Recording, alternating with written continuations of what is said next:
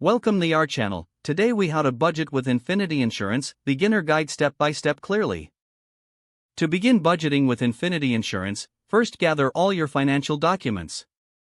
This includes your income statements, bank statements, and any existing insurance policies.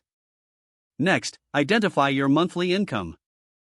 Make sure to account for all sources, including salaries, side jobs, and any passive income. After determining your income, list all your monthly expenses. Categorize these expenses into fixed costs, like rent and insurance, and variable costs, like groceries and entertainment. Now, calculate your total monthly expenses. Subtract this amount from your total monthly income to see your potential savings. Once you have this figure, decide on a percentage of your income to allocate specifically for insurance. With Infinity Insurance, consider the types of coverage you need, such as auto, home, or life insurance. Use an online calculator to estimate your insurance premiums based on your coverage choices. You can also compare different plans offered by Infinity Insurance to find the one that fits your budget. After selecting a plan, incorporate the premium into your monthly budget. Make adjustments to your discretionary spending if needed to ensure you can comfortably pay for your insurance. Next, set reminders for premium due dates to avoid any late fees.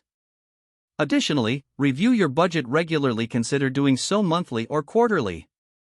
This will help you stay on track and adjust for any changes in income or expenses.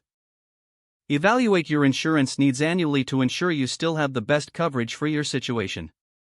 Lastly, consider seeking advice from a financial advisor for tailored guidance in your budgeting process. If the page does not load, refresh the browser or try again in a private or incognito window. Make sure you are using the correct email address, then retype it carefully to avoid small typos. If your password is not accepted, use the reset option and create a new strong password you can remember. Check your spam folder for verification or security emails, then complete any requested confirmation steps. Enable two-factor authentication if available to improve account security and reduce unauthorized access risk. After signing in, review your profile details so your contact information and settings are accurate and current. If you see an error message, note it down and try again after restarting your device and internet connection. Log out when you finish, especially on shared devices, to keep your account and payment information secure. If the page does not load, refresh the browser or try again in a private or incognito window.